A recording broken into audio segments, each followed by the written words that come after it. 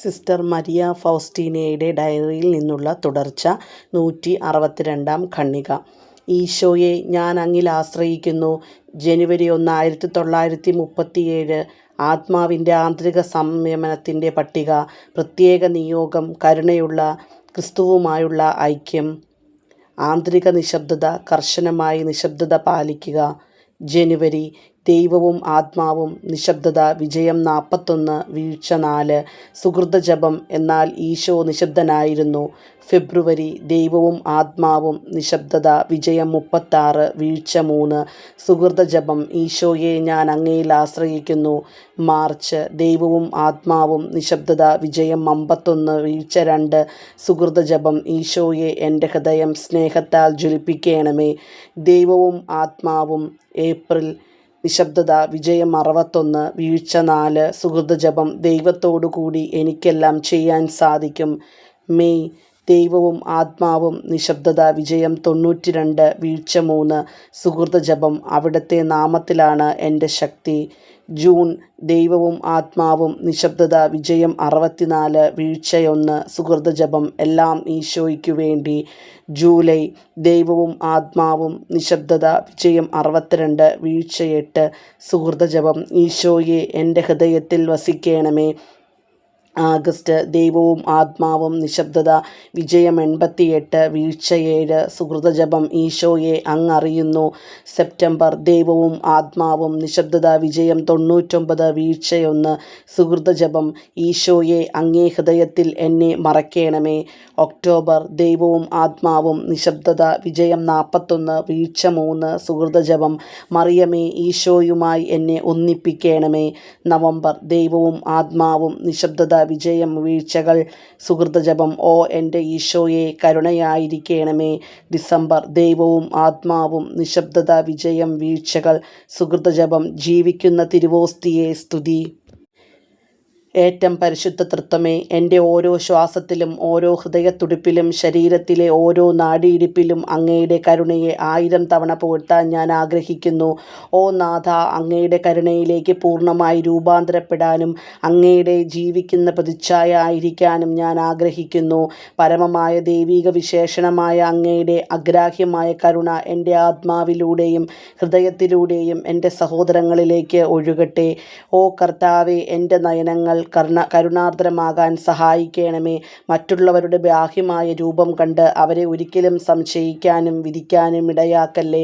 മറിച്ച് അവരുടെ ആത്മാവിൽ നന്മ ദർശിക്കാനും അവരെ സഹായിക്കാനും കൃപ തരണമേ. എൻ്റെ കാതുകൾ കരുണാപൂർണമാകട്ടെ. എൻ്റെ സഹോദരങ്ങളുടെ ആവശ്യങ്ങൾ ഗ്രഹിക്കാനും അവരുടെ വേദനകളോടും വിലാപങ്ങളോടും നിസ്സംഗത പുലർത്താതിരിക്കാനും ഇടയാക്കണമേ. ഓ നാഥ, എൻ്റെ നാവ് കരുണാപൂർവം സംസാരിക്കട്ടെ. ഒരിക്കലും എൻ്റെ സഹോദരങ്ങൾക്കെതിരായി സംസാരിക്കാതിരിക്കാനും എല്ലാവരോടും ക്ഷമയുടെയും സാന്ത്വനത്തിൻ്റെയും വചസ്സുകൾ സംസാരിക്കാനും എന്നെ സഹായിക്കണമേ. ഓ നാഥ, എൻ്റെ കരങ്ങൾ കരുണാപൂർണവും സൽപ്രവൃത്തികളാൽ സമ്പുഷ്ടവുമാകട്ടെ. എൻ്റെ സഹോദരങ്ങൾക്ക് നന്മ മാത്രം ചെയ്യാനും ഏറ്റവും ദുർഘടവും ബുദ്ധിമുട്ടേറിയതുമായ ജോലികൾ സ്വയം ഏറ്റെടുത്ത് ചെയ്യാനും എന്നെ സഹായിക്കണമേ. എൻ്റെ കാൽപാദങ്ങളെ കരുണാപൂർണമാക്കണമേ. എൻ്റെ തളർച്ചയെയും ക്ഷീണത്തെയും അതിജീവിച്ച് എൻ്റെ സഹോദരങ്ങളെ സഹായിക്കാൻ എനിക്ക് കൃപ തരണമേ. എൻ്റെ സഹോദരരെ ശുശ്രൂഷിക്കുന്നതിലാണ് എൻ്റെ യഥാർത്ഥമായ ആശ്വാസം. ഓ നാഥ, എൻ്റെ ഹൃദയം കരുണാസമ്പന്നമാകട്ടെ. എൻ്റെ സഹോദരങ്ങളുടെ എല്ലാ സഹനങ്ങളും അനുഭവിക്കാൻ എന്നെ സഹായിക്കണമേ. ഒരുത്തർക്കും ഞാൻ സ്നേഹം നിഷേധിക്കുകയില്ല. എൻ്റെ സ്നേഹത്തെ നിന്ദിക്കുമെന്ന് മനസ്സിലാക്കുന്നവരോട് പോലും ഞാൻ ആത്മാർത്ഥതയോടെ പെരുമാറും. ഈശോയുടെ ഏറ്റവും കരുണാർദ്രമായ ഹൃദയത്തിൽ ഞാൻ എന്നെ തന്നെ ബന്ധിതയാക്കും. സഹനങ്ങൾ ഞാൻ നിശബ്ദമായി സഹിക്കും. ഓ നാഥ, അങ്ങയുടെ കരുണ എന്നിൽ വസിക്കട്ടെ. 3 വിധത്തിലുള്ള കരുണ അഭ്യസിക്കാൻ അവിടുന്ന് തന്നെ എന്നോട് കൽപ്പിക്കുന്നു. ഒന്നാമത്തേത്, എല്ലാ തരത്തിലുള്ള കരുണയുടെ പ്രവൃത്തികൾ ചെയ്യുക. രണ്ടാമത്തേത്, കരുണയുടെ വാക്കുകൾ. കരുണയുടെ പ്രവൃത്തികൾ ചെയ്യാൻ സാധ്യമല്ലാത്തപ്പോൾ കരുണയുടെ വചനങ്ങളാൽ എന്നെ സഹായിക്കും. മൂന്നാമത്തേത്, പ്രാർത്ഥന. വാക്കാലും പ്രവൃത്തിയാലും കരുണ കാണിക്കാൻ സാധിക്കാത്ത സമയങ്ങളിൽ ഞാൻ പ്രാർത്ഥിക്കും. ശാരീരികമായി സഹായിക്കാൻ പറ്റാത്ത സ്ഥലങ്ങളിൽ പോലും എൻ്റെ പ്രാർത്ഥന എത്തുന്നു. ഓ എൻ്റെ ഈശോയെ, അങ്ങിലേക്ക് എന്നെ അനുരൂപപ്പെടുത്തുക. എന്തെന്നാൽ അങ്ങേക്കെല്ലാം സാധ്യമാണല്ലോ. 64 ഖണ്ഡിക. നിത്യവ്രത വാഗ്ദാനത്തിന് മുമ്പുള്ള പരിശീലനകാലം. നിത്യവ്രത വാഗ്ദാനത്തിന് ഒരുക്കമായുള്ള പരിശീലനത്തിന് പോകണമെന്നറിഞ്ഞപ്പോൾ അതുവഴി ലഭിക്കുന്ന വലിയ കൃപകൾ ഓർത്ത് ഞാൻ വളരെ സന്തോഷിച്ചു. ദിവ്യകാരുണ്യത്തിന് മുമ്പിൽ പോയി ഞാൻ ഹൃദയപൂർവ്വം നന്ദി പറഞ്ഞു. അപ്പോൾ എൻ്റെ അന്തരാത്മാവിൽ ഞാൻ ഈ ശബ്ദം കേട്ടു: എൻ്റെ കുഞ്ഞെ, നീ എൻ്റെ ആനന്ദമാകുന്നു, നീ എൻ്റെ ഹൃദയത്തിൻ്റെ സാന്ത്വനമാണ്. നിനക്ക് സ്വീകരിക്കാൻ സാധിക്കുന്നത്ര കൃപകൾ ഞാൻ നിനക്ക് തരുന്നു. എന്നെ സന്തോഷിപ്പിക്കണമെന്ന് നീ ആഗ്രഹിക്കുമ്പോഴെല്ലാം എൻ്റെ അതിശക്തവും അത്യാഘാതവുമായ കരുണയെപ്പറ്റി ലോകത്തോട് പറയുക. പരിശീലനത്തെപ്പറ്റി അറിയുന്നതിന് കുറച്ച് ആഴ്ചകൾക്ക് മുമ്പ് ഞാനൊരു നിമിഷത്തേക്ക് ചാപ്പലിൽ കയറിയപ്പോൾ ഈശോ എന്നോട് പറഞ്ഞു: ഇപ്പോൾ മഠാധികാരികൾ ഏതെല്ലാം സിസ്റ്റേഴ്സ് നിത്യവ്രത വാഗ്ദാനം സ്വീകരിക്കണമെന്ന് തീരുമാനിക്കുകയാണ്. എല്ലാവർക്കും ആ കൃപ ലഭിക്കുകയില്ല. അവരുടെ തന്നെ കുറ്റം കൊണ്ടാണത്. ചെറിയ കൃപകളെ ശരിയായി പ്രയോജനപ്പെടുത്താത്തവർക്ക് വലിയ കൃപകൾ സ്വീകരിക്കാൻ സാധിക്കുകയില്ല. എന്നാൽ എൻ്റെ കുഞ്ഞെ, നിനക്ക് ഈ കൃപ നൽകപ്പെട്ടിരിക്കുന്നു. എൻ്റെ ആത്മാവ് സന്തോഷം കൊണ്ട് അത്ഭുത പരതന്ത്രയായി. കാരണം കുറച്ച് ദിവസങ്ങൾക്ക് മുമ്പ് സിസ്റ്റേഴ്സിൽ ഒരാൾ എന്നോട് പറഞ്ഞു: സിസ്റ്റർ, നീ പരിശീലനത്തിന് പോകാൻ സാധ്യതയില്ല. നിനക്ക് വ്രതവാഗ്ദാന സ്വീകരണത്തിനുള്ള അനുവാദം ലഭിക്കാതിരിക്കാൻ ഞാൻ ശ്രമിക്കും. ആ സഹോദരിയോട് ഞാൻ ഒന്നും പറഞ്ഞില്ല. എനിക്ക് അനുഭവപ്പെട്ട വലിയ വേദന എനിക്ക് പറ്റുന്ന വിധത്തിൽ ഞാൻ മറയ്ക്കാൻ ശ്രമിച്ചു. ഓ ഈശോയെ, അവിടുത്തെ മാർഗങ്ങൾ എത്ര വിചിത്രം! സ്വയമേ ആർക്കും ഒന്നും ചെയ്യാൻ സാധ്യമല്ല. എന്തെന്നാൽ ഈശോ എന്നോട് പറഞ്ഞതുപോലെ ഞാൻ പരിശീലനത്തിന് പോകുക തന്നെ ചെയ്തു. 166 ഖണ്ഡിക. പരീക്ഷണങ്ങളുടെയും വേദനകളുടെയും നിമിഷങ്ങൾ ഉണ്ടായിരുന്നെങ്കിലും വെളിച്ചവും ആത്മീയ ശക്തിയും ഞാൻ പ്രാർത്ഥനയിലൂടെ ആർജിച്ചു. ഇപ്രകാരമുള്ള സംഭവങ്ങൾ ഒരു മഠത്തിൽ സംഭവിക്കുക എന്നത് ചിന്തിക്കാൻ പോലും പറ്റുമായിരുന്നില്ല. വിചിത്രമെന്ന് പറയട്ടെ, ദൈവം ചിലപ്പോൾ ഇതെല്ലാം അനുവദിക്കുന്നു.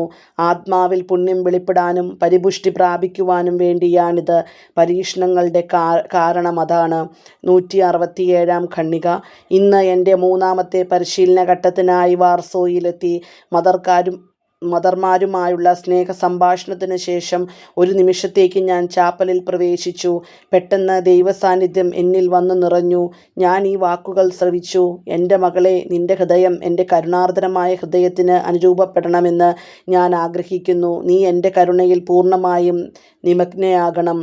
ഞാൻ ആ വർഷം ധ്യാനത്തിൽ സംബന്ധിച്ചിരുന്നോ എന്ന് എന്നോട് ചോദിച്ചു.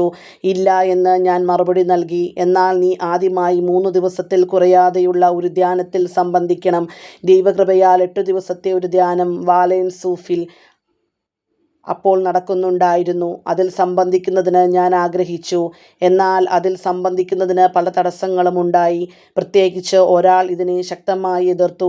ഞാൻ പോകണ്ട എന്ന തീരുമാനം വരെ എത്തി. അത്താഴത്തിന് ശേഷം ഞാൻ 5 മിനിറ്റ് ആരാധനയ്ക്കായി കപ്പേളയിൽ പ്രവേശിച്ചു. പെട്ടെന്ന് ഈശോ നാഥനെ കണ്ടു. അവിടുന്ന് എന്നോട് പറഞ്ഞു: എൻ്റെ മകളെ, നാളെ ആരംഭിക്കുന്ന ധ്യാനത്തിൽ നിനക്ക് നൽകാൻ ഞാൻ വളരെ കൃപകൾ ഒരുക്കി വെച്ചിട്ടുണ്ട്. ഞാൻ മറുപടി പറഞ്ഞു: ഈശോയെ, ധ്യാനം തുടങ്ങിക്കഴിഞ്ഞു.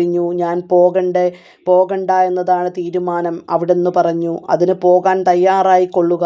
നാളെ നീ ധ്യാനം ആരംഭിക്കും. നിന്റെ സുപ്പീരിയേഴ്സുമായി ഞാൻ നിന്റെ യാത്രയ്ക്കുള്ള ക്രമീകരണങ്ങൾ ചെയ്യും. പെട്ടെന്ന് ഈശോ അപ്രത്യക്ഷനായി. ഇതെങ്ങനെ സംഭവിക്കുമെന്നോർത്ത് ഞാൻ അത്ഭുതപ്പെട്ടു. എന്നാൽ ഉടനെ തന്നെ അപ്രകാരമുള്ള ചിന്തകൾ തള്ളിക്കളഞ്ഞ് പ്രാർത്ഥനയിൽ മുഴുകി. ദുരിതാവസ്ഥയിൽ കഴിയുന്ന എന്നെ മനസ്സിലാക്കാനുള്ള പരിശുദ്ധാത്മാവിൻ്റെ വെളിച്ചത്തിനായി യാചിച്ചു. കുറച്ചു സമയത്തിന് ശേഷം എൻ്റെ ചുമതലകൾ നിറവേറ്റാനായി ഞാൻ ആ ചാപ്പലിൽ നിന്ന് പുറത്തു വന്നു. ഉടനെ മദർ ജനറൽ മൈക്കിൾ എന്നെ വിളിച്ചു പറഞ്ഞു: സിസ്റ്റർ, ഇന്നു തന്നെ മദർ വലേറിയയുടെ കൂടെ വാലൻസൂഫിൽ പോയി നാളെ ധ്യാനം ആരംഭിക്കണം. ഭാഗ്യം കൊണ്ട് മദർ വലേറിയ ഇവിടെയുണ്ടാകാനിടയായി. നിങ്ങൾക്കൊരുമിച്ച് പോകാം. 2 മണിക്കൂറിനകം ഞാൻ വാലൻസൂഫിലെത്തി. ഈശോയ്ക്ക് മാത്രമേ ഇപ്രകാരം കാര്യങ്ങൾ ക്രമീകരിക്കാൻ സാധിക്കുകയുള്ളൂ എന്ന് ഞാൻ മനസ്സിലാക്കി. 168 ഖണ്ഡിക. ഈ ധ്യാനത്തിൽ ഞാൻ പങ്കെടുക്കുന്നതിനെ ശക്തമായി എതിർത്ത ആൾ എന്നെ കണ്ടപ്പോൾ അതൃപ്തിയും വിസ്മയവും പ്രദർശിപ്പിച്ചു. എന്നാൽ അത് കണക്കാക്കാതെ ഞാൻ അവളെ സ്നേഹപൂർവ്വം അഭിവാദനം ചെയ്തുകൊണ്ട് കർത്താവിനെ സന്ദർശിക്കാൻ പോയി. ഈ ധ്യാനത്തിൽ എപ്രകാരം സംബന്ധിക്കണമെന്ന് ഞാൻ കർത്താവിനോട് ആലോചന ചോദിച്ചു. 169 ഖണ്ഡിക. ധ്യാനത്തിന് മുമ്പ് ഈശോനാഥനുമായുള്ള എൻ്റെ സംഭാഷണം. ഈ ധ്യാനത്തിന് മുമ്പുണ്ടായിട്ടുള്ള ധ്യാനങ്ങളിൽ നിന്ന് അല്പം വ്യത്യാസമുണ്ടാകുമെന്ന് ഈശോ എന്നോട് പറഞ്ഞു. ഞാനും നീയുമായുള്ള സമ്പർക്കത്തിൽ ആഴമായ സമാധാനം സ്ഥാപിക്കാൻ നീ പരിശ്രമിക്കണം. ഇതിനെ സംബന്ധിച്ചുള്ള എല്ലാ സംശയങ്ങളും ഞാൻ മാറ്റിത്തരും. ഞാൻ നിന്നോട് സംസാരിക്കുമ്പോൾ നീ സമാധാനം അനുഭവിക്കുന്നുണ്ടെന്ന് ഞാൻ അറിയുന്നു. എന്നാൽ ഞാൻ സംസാരം നിർത്തുമ്പോൾ തന്നെ നിനക്ക് സംശയങ്ങൾ ജനിക്കാൻ തുടങ്ങും. നിന്റെ ആത്മാവിനെ ഞാൻ ദൃഢതയുള്ളതാക്കി തരുമെന്ന് നീ അറിയുക. നീ അസ്വസ്ഥപ്പെടാൻ ആഗ്രഹിച്ചാൽ പോലും നിനക്കത് സാധ്യമായിരിക്കില്ല. നിന്നോട് സംസാരിക്കുന്നത് ഞാനാണെന്നുള്ള ഉറപ്പിന് ഒരടയാളം തരുന്നു. ധ്യാനത്തിൻ്റെ 2-ാം ദിവസം ധ്യാനം പ്രസംഗിക്കുന്ന വൈദികൻ്റെ സമീപം നീ കുമ്പസാരത്തിനായി പോകും. ചർച്ചാ സമ്മേളനം കഴിഞ്ഞ ഉടനെ നീ അദ്ദേഹത്തിൻ്റെ അടുത്ത് ചെന്ന് എന്നെ സംബന്ധിച്ച് നിനക്കുള്ള എല്ലാ സംശയങ്ങളും പറയും. അദ്ദേഹത്തിൻ്റെ അധരങ്ങളിലൂടെ ഞാൻ നിന്നോട് സംസാരിക്കും. അപ്പോൾ നിന്റെ ഭയം മാറും. ധ്യാന സമയത്ത് നിന്റെ ചുറ്റും ഒന്നും സ്ഥിതി ചെയ്യുന്നില്ല എന്ന തരത്തിൽ വളരെ കർശനമായ നിശബ്ദത പാലിക്കുക. എന്നോടും നിന്റെ കുമ്പസാരക്കാരനോടും മാത്രം സംസാരിക്കുക. പ്രായശ്ചിത്ത പ്രവൃത്തികൾക്കായി മാത്രം അധികാരികളോടും നിനക്ക് സംസാരിക്കാം. കർത്താവ് എന്നോട് കാണിക്കുന്ന ദയ മൂലവും എനിക്ക് വേണ്ടി ഇത്ര എളിമപ്പെടുന്നത് മൂലവും ഞാൻ വളരെ സന്തോഷവതിയായി. 170 ഖണ്ഡിക. ധ്യാനത്തിൻ്റെ ആദ്യ ദിവസം എല്ലാവർക്കും മുമ്പേ ചാപ്പലിലെത്താൻ ഞാൻ പരിശ്രമിച്ചു. ധ്യാനത്തിന് മുമ്പ് പരിശുദ്ധാത്മാവിനോടും മാതാവിനോടും പ്രാർത്ഥിക്കാൻ അല്പം സമയം ലഭിച്ചു.